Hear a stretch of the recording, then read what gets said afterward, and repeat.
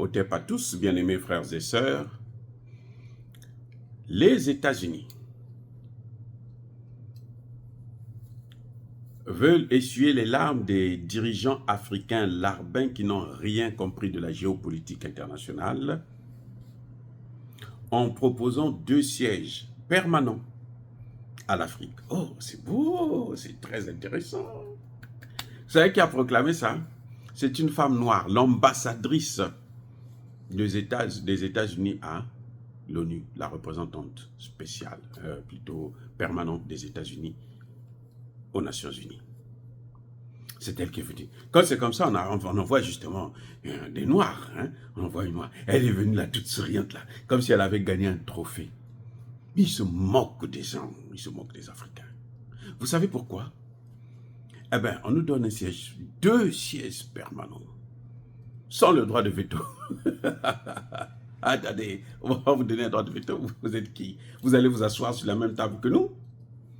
2 sièges permanents, sans le droit de veto. Quelle est la différence avec ce qu'il y avait avant là? 3 sièges non permanents. Quelle est la différence? Attends, moi je ne comprends pas. Dites-moi, vous, quelle est la différence? 3 sièges non permanents. Et 2 sièges permanents, sans le droit de veto. Les 5 autres membres permanents ont le droit de veto. Et 2 sièges à l'Afrique, pas de droit de veto. Vous croyez que c'est important ça?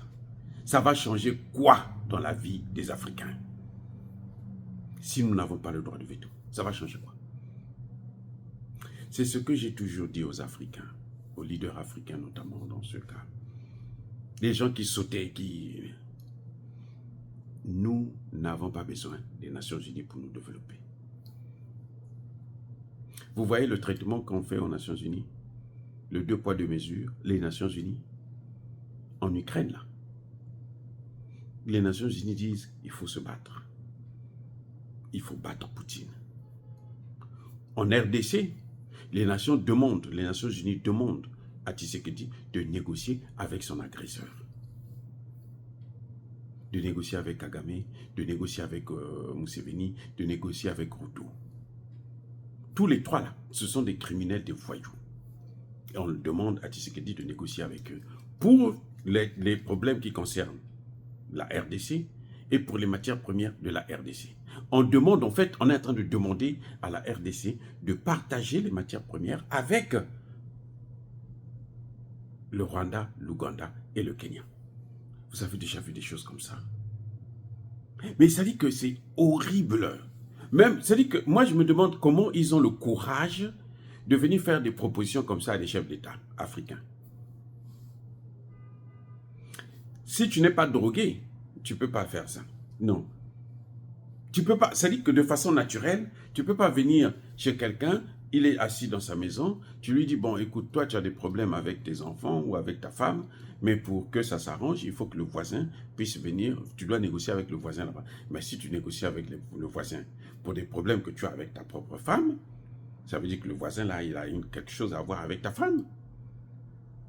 Vous ne pensez pas? Je ne sais pas, mais dites-moi, vous ne pensez pas? Ou bien la voisine. La voisine doit venir te voir. Madame, moi je suis venu vous voir là parce que les problèmes que vous avez avec votre mari, il faut qu'on parle pour qu'on trouve la solution ensemble. Mais c'est que votre mari là, il a quelque chose à voir. Il a une relation avec elle. C'est le cas de la RDC. Donc les Nations Unies là, ça ne nous sert pas. Parce que les Nations Unies ont été créées après la Seconde Guerre mondiale. Nous, on était encore des colonies. En 1945, là, nous, on était des colonies. Quand ils ont créé les Nations Unies, là, nous, on était des colonies. On n'avait pas de droit. Donc, ça n'a pas été créé pour nous. Ça a été créé pour eux. Pour leur bien, pour leur influence, leur domination. Le problème, c'est que maintenant, ils ne s'entendent plus. Entre eux, là, ils ne s'entendent plus. Ça ne va plus. C'est très, très, très mauvais. Mais nous avons quoi à voir dans ça? S'ils ne s'entendent pas, ça c'est leur problème. Ça ne nous regarde pas. Ça ne nous regarde pas. Donc, ce n'est pas la peine de se battre pour avoir des sièges permanents et tout. Non. C'est-à-dire que les Nations Unies, il faut tout mettre par terre et puis maintenant commencer à penser quelque chose de mieux. Si ce n'est que ça là, ce que je vois là, ces réformes-là. Et ce sont eux qui décident. Oh bon, vous avez beaucoup pleuré, bon, on va vous donner quand même 2 sièges permanents, mais ces 2 sièges permanents-là, quand les Africains veulent se réunir, ce sont eux qui nous divisent. Regardez l'AES, ils veulent s'entendre et ils disent non, c'est pas bon, ne vous entendez pas. Non, non, non, non, non, il faut les séparer, il faut les détruire. Il faut qu'ils soient toujours avec nous, qu'ils écoutent ce que nous on dit, qu'ils fassent ce que nous on leur demande de faire. C'est quoi ça? C'est ça les Nations Unies? Quand on parle de la communauté internationale, on voit l'OTAN, on voit le G7. Même pas des BRICS. C'est maintenant que les BRICS sont en train de s'imposer parce que, bon, économiquement, ils sont les meilleurs. Voilà. Parmi les 5 premières puissances économiques du monde, vous avez 3 pays des BRICS.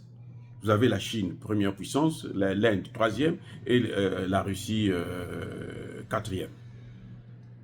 Vous voyez? Vous avez un seul membre de l'OTAN, les États-Unis. Donc c'est là que ils sont obligés de compter avec eux. Mais sinon, non, on s'en fout d'eux.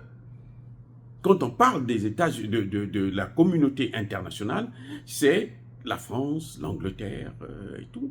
Jusqu'à maintenant, là, le pen holder des Africains, là, c'est la France. C'est-à-dire que tous les dossiers qui concernent l'Afrique, c'est la France qui doit préparer les résolutions, les rapports et tout. C'est la France qui doit expliquer au monde entier le problème. Nous, on est des gamins, on est des mineurs. On ne peut pas expliquer nos problèmes. Et c'est pour ça que quand le Mali vient au Conseil de sécurité pour accuser la France et demander à ce qu'on puisse statuer là-dessus, eh bien, tous les pays refusent.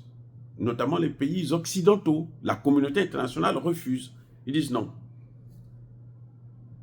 Voilà ce qui est en train de se passer. Et ça ne peut pas continuer comme ça. Donc les Africains ne peuvent pas se réjouir pour ça. Ça, c'est la poudre aux yeux. C'est une façon vraiment de se moquer de nous. Et nous devrons arrêter de nous faire avoir comme ça. Voilà. Si Moussa Faki n'a rien compris, ça c'est son problème. Nous, on n'est pas des illettrés, on n'est pas des intellectuels de seconde zone ou des intellectuels garage. Non, nous on est des vrais intellectuels, nous comprenons ce qui se passe. Ça, ce n'est pas ce que nous demandons. Au pire des cas, si il faut qu'on nous donne un ou 2 sièges permanents, il faut que ça soit avec le droit de veto. Sinon, bon, c'est pas la peine, gardez vos droits de veto, mais ne venez pas nous imposer des droits, des lois, de ceci, de cela. Parce que vous n'avez rien, vous n'avez, c'est-à-dire que les Occidentaux, là, ils n'ont rien à apprendre à l'Afrique. Non, on n'a aucune leçon à recevoir d'eux parce qu'ils sont pires que nous. Ils sont pires. Regardez la France aujourd'hui, il n'y a pas de démocratie en France.